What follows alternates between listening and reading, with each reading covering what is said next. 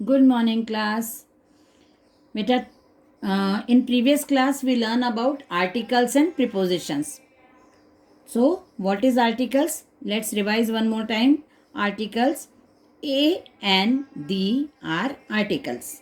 है ना, ये हमने रीड किया था कि आर्टिकल्स क्या होते हैं. We use a before words that begin with a consonant. मैंने आपको कल भी एक्सप्लेन किया था कि कॉन्सोनेंट जो लेटर्स होते हैं, वॉवल्स और कॉन्सोनेंट्स आपने पढ़े हैं ना, तो कॉन्सोनेंट के पहले जो यूज़ होता है वो ए यूज़ करते हैं हम.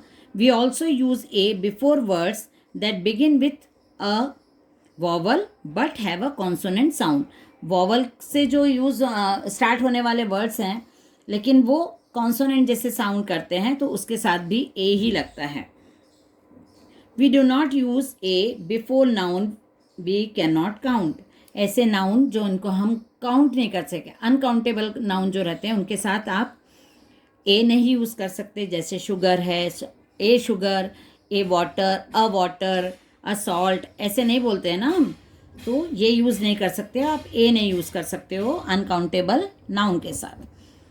N is use before words that begin with a vowel sound. Vowel sound से जो स्टार्ट होने वाले वर्ड्स रहते हैं उनके साथ आप ए, ई, आई, ओ, यू, ये वॉवल्स हैं और इनके साथ आपको यूज़ करना है an. Orange, an orange. Umbrella, an umbrella. Ice cream, an ice cream. The is a definite article. The भी आर्टिकल है और ये डेफिनेट आर्टिकल है. The is also use when we talk about a kind और a class of noun.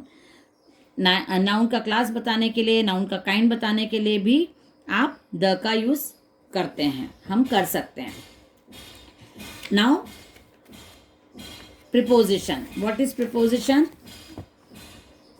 Preposition are words that connect nouns or pronouns to other words in a sentence. एक sentence में जो noun और pronoun words रहते हैं उनको एक दूसरे से संबंध बताना, एक दूसरे से कनेक्ट करने के लिए जो वर्ड्स यूज होते हैं वो होते हैं प्रिपोजिशंस. जैसे on, in, under, above.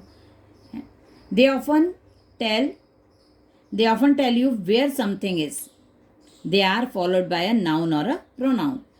Example जैसे एक्सरसाइज तो आपको सेंड की है, लेकिन ये आपको ये भी कॉपी में लिखना है, इसलिए मैं आपको एक बार रिवाइज कर रही हूँ.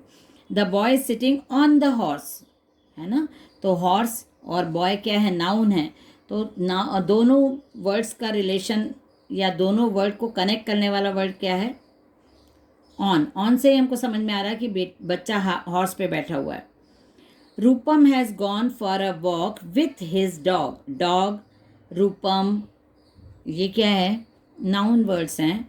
और यहाँ पे वॉक के लिए यदि वो गई है तो उनको रूपम और वॉक को कनेक्ट करने वाले डॉग के साथ कनेक्शन बताने वाले वर्ड्स हैं फॉर और विथ. और ये इसकी एक्सरसाइज भी आपको सेंड किए. Now today we are going to learn synonyms.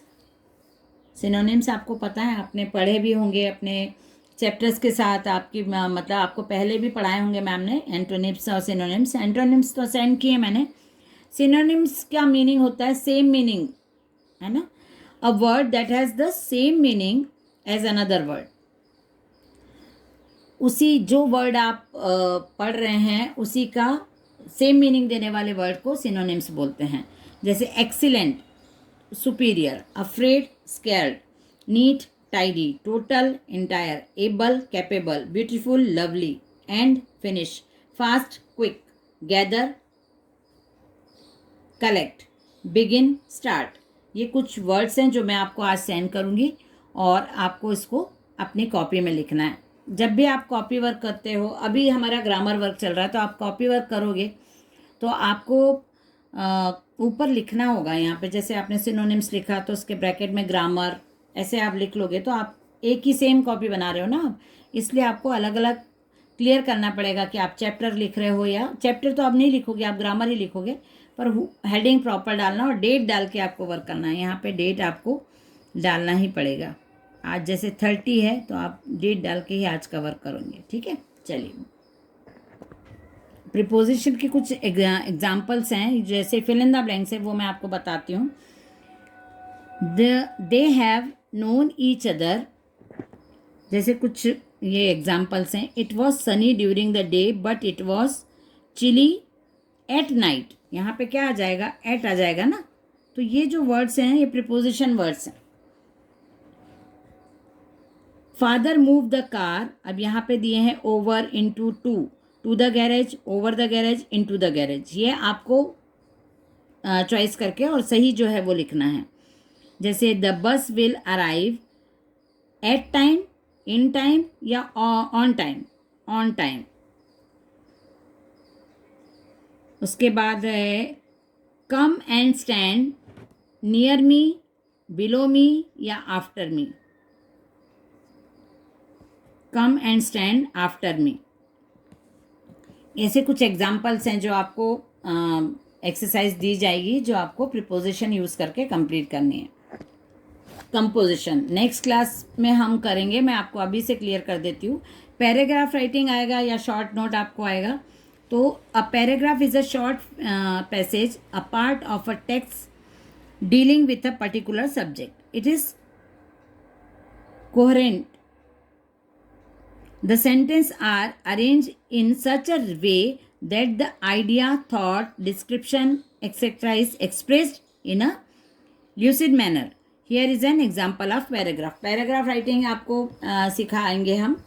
तो हम नेक्स्ट क्लास में पैराग्राफ राइटिंग के बारे में स्टार्ट करेंगे, पैराग्राफ राइटिंग वगैरह. लेकिन अभी मैं आपको एक्सप्लेन कर देती हूँ पैराग्राफ राइटिंग क्या होता है.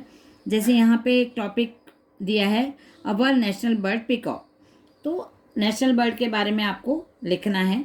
छोटे से हैं, जैसे माई पेट है. उसके बाद बर्थडे पार्टी, योर बर्थडे, या योर ग्रैंड पेरेंट्स के बारे में, योर फेवरेट टीचर के बारे में. ऐसे छोटे टॉपिक्स लेके आपको उनके ऊपर लिखना है. माई सिटी, माई स्कूल, ऐसे टॉपिक्स रहेंगे जिनके ऊपर आपको पैराग्राफ राइटिंग करनी पड़ेगी. तो प्रैक्टिस आपको करनी है. तो इसलिए रीडिंग आपको बोलते हैं ना मस्ट, क्योंकि आप जितना रीडिंग करोगे आपकी वोकेबलरी उतनी अच्छी होगी और आप फिर राइटिंग वर्क कर पाओगे प्रॉपर. नेक्स्ट उसके बाद हम रीडिंग लर्न करना स्टार्ट करेंगे. Writing a letter application writing आपको क्लास में हम सीखेंगे. उसके बाद क्योंकि एग्ज़ाम में भी लेटर और एप्लीकेशन आपको आएगी, तो उसके फॉर्मेट के अकॉर्डिंग आपको लेटर राइटिंग और एप्लीकेशंस लिखना आना चाहिए. तो फॉर्मेट हम पहले देखेंगे लेटर का और एप्लीकेशन का, उसके बाद हम करेंगे. ये चैप्टर्स हैं आपके. आपको मैम ने सेंटेंस सारे करवा दिए थे, बच्चों ने, आप लोगों ने क्लास में बताया भी था. तो ये आपको सेंटेंस मेकिंग, सेंटेंस आप चेंज करना आपको आना चाहिए. कौन सा सेंटेंस है ये आपको पहचानना भी आना चाहिए. तो नेक्स्ट क्लास में हम करेंगे पैराग्राफ राइटिंग. ओके, चलिए बाय एवरीवन.